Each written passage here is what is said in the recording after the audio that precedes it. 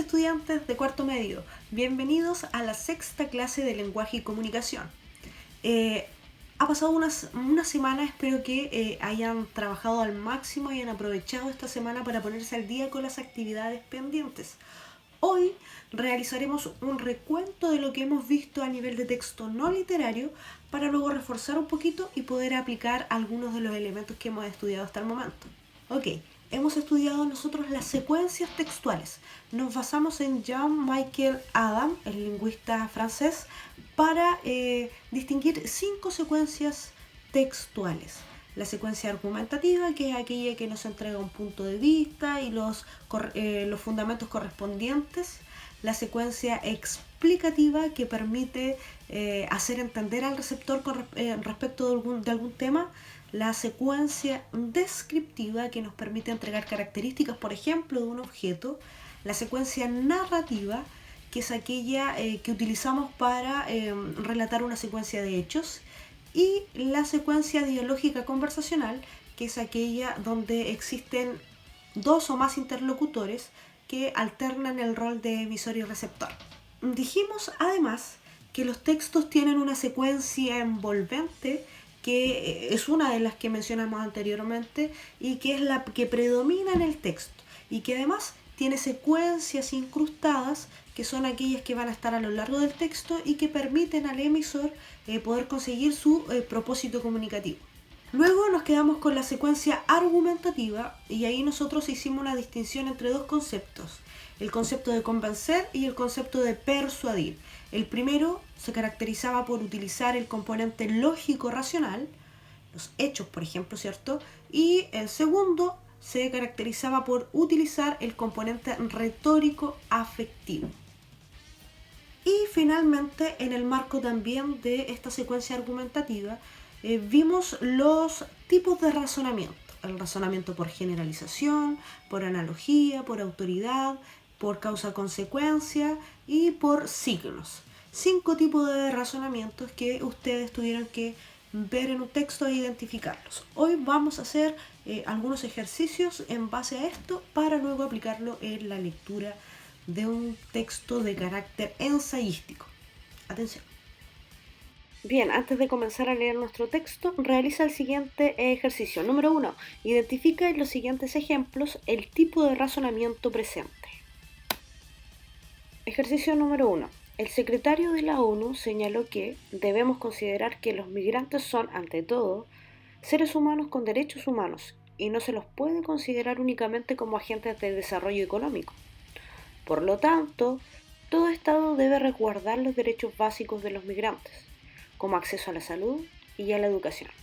Bien, aquí en este ejercicio tenemos un antes y un después. Ahí yo lo puse con letras negritas, el conector por lo tanto, que introduce lo que en argumentación se le denomina tesis, es decir, al punto de vista que tiene el autor de este texto. ¿Cuál es el punto de vista? Él dice que todo Estado debe resguardar los derechos básicos de los migrantes. Ahora, ¿por qué debe resguardar los derechos? La razón está antes del conector por lo tanto. Es ahí donde ustedes tienen que fijarse y analizar y ver qué tipo de razonamiento está siendo utilizado, por generalización, por autoridad, analogía, etc. ¿Cuál es? Ok, en los siguientes ejercicios también van a tener de color negrita el marcador discursivo, por lo tanto, para diferenciar la tesis del argumento. Bien, démosles lectura al ejercicio número 2. En los 90, el conflicto de los Balcanes no pudo ser solucionado con la mediación internacional. Algo similar ocurre con algunos de los conflictos de Oriente Medio y Próximo. Por lo tanto, los conflictos locales sobrepasan a los organismos internacionales. Ejercicio número 3. A mediados del siglo XX, los afroamericanos de Estados Unidos debieron generar un movimiento civil a favor de sus derechos para cambiar la Constitución. Por lo tanto, los migrantes radicados en Estados Unidos deben organizarse si quieren generar un cambio en la legislación de ese país. Ejercicio número 4. Esa región vive un profundo conflicto bélico. La población civil está sufriendo las consecuencias. Por lo tanto, los afectados migrarán a Europa y Latinoamérica.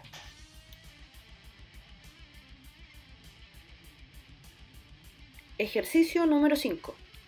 Los gobiernos chilenos han acogido, históricamente, a refugiados de varios conflictos bélicos, de la Guerra Civil Española, del conflicto palestino y, recientemente, de la guerra en Siria.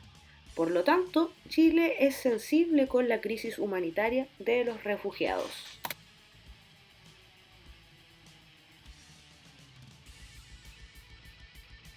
Muy bien, ahora leeremos El exilio de Helena, escrito por Albert Camus. Él es Albert Camus, un novelista, filósofo, dramaturgo y periodista francés. Generalmente asociado a la corriente existencialista, escribió La peste y El extranjero, por ejemplo. Y formó parte de la resistencia francesa durante la ocupación alemana. Se dieron cuenta que el título del texto que vamos a leer tiene el nombre de una mujer, ¿cierto? Helena. Ella es un personaje que aparece en el poema épico escrito por Homero que se llama La Ilíada. ¿La has leído? ¿Algún fragmento? Si no, también aparece en la película que se llama Troya, donde aparece Brad Pitt, ¿sí o no? Ahí, bueno, toda esa guerra se supone que es debido a este rapto de Helena, ¿ya? Helena, que era esposa de Menelao, resulta que es raptada por el príncipe de Troya, París, el cual se la roba, se la lleva a su ciudad fortificada con estos grandes muros, y los aqueos quieren recuperar a esta mujer y van a sitiar a esta ciudad para poder recuperar a esta mujer. Y otras cosas también, pero bueno, esa es una de las líneas de este poema épico. Ok, ahora sí que sí, le damos lectura al texto El exilio de Helena para que luego ustedes realicen la actividad de manera autónoma. Los griegos, que se interrogaron durante siglos acerca de lo justo, no podrían entender nada de nuestra idea de la justicia. Para ellos, la equidad suponía un límite, mientras que nuestro continente se convulsiona en busca de una justicia que pretende total. Ya en la aurora del pensamiento griego, Heráclito imaginaba que la justicia pone límites al propio universo físico. El sol no rebasará sus límites, y si lo hace, las erinias defensoras de la justicia darán con él. Nosotros, que hemos desorbitado el universo y el espíritu, nos reímos de esa amenaza. Encendemos en el cielo ebrio los soles que queremos. Pero eso no impide que los límites existan y que nosotros los sepamos. En nuestros más locos extravíos soñamos con un equilibrio que hemos dejado atrás y que ingenuamente creemos que volveremos a encontrar al final de nuestros errores. Presunción infantil y que justifica que pueblos niños, herederos de nuestras locuras, conduzcan hoy en día nuestra historia.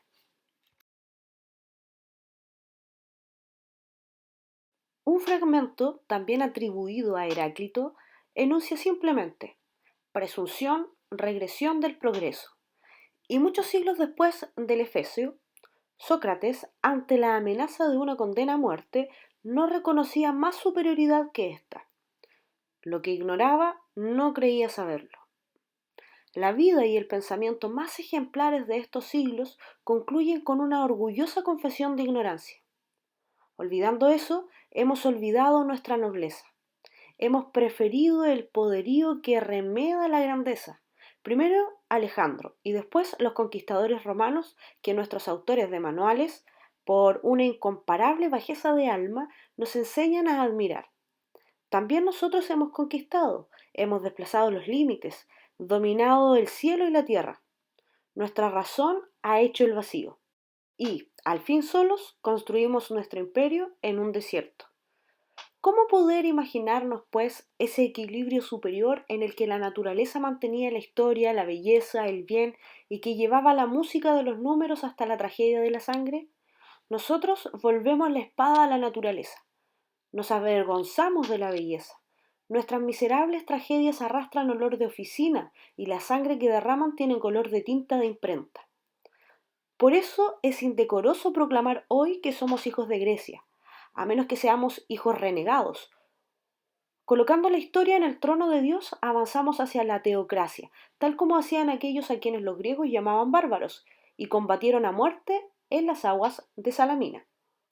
Si se quiere captar bien la diferencia, hay que volverse hacia el filósofo de nuestro ámbito que es verdadero rival de Platón. Solo la ciudad moderna se atreve a escribir Hegel, ofrece al espíritu el terreno en el que puede adquirir conciencia de sí mismo. Vivimos, así pues, en el tiempo de las grandes ciudades.